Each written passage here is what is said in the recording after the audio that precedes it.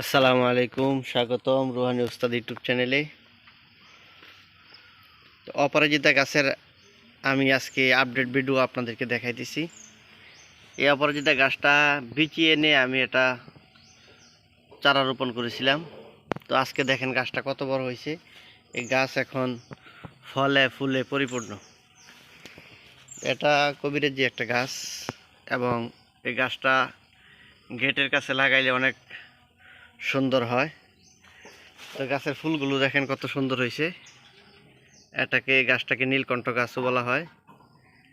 আপনারা দেখতেছেন, দেখেন কত সুন্দর সুন্দর ফুল হয়েছে। পৃথিবীর সবচাইতে দামি চা হয় এই গাছের ফুল দিয়ে।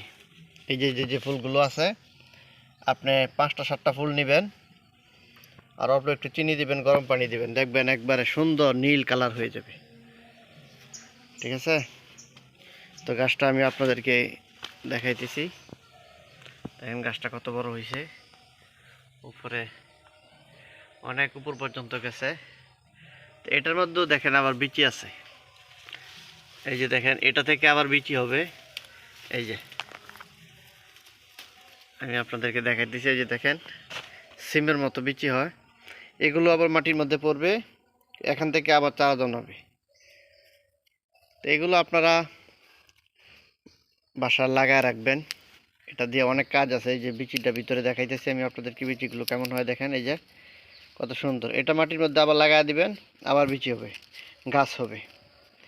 ঠিক আছে, সুন্দর সুন্দর গাছ আবার হবে। এই যে দেখেন এখানে গাছ একটা হয়েছে, বিচি পড়ছে মনে হয়।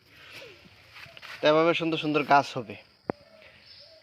তো এটা দিয়া, এটার যে শিকড় আছে, শিকড় দিয়ে অনেক কাজ করা যায়। এটা দিয়ে অনেক বশীকরণ কাজ করা যায়। তো এটার মধ্যে আবার নতুন নতুন দেখেন ছড়ি হইতেছে। এই যে দেখেন ছড়ি হইতেছে।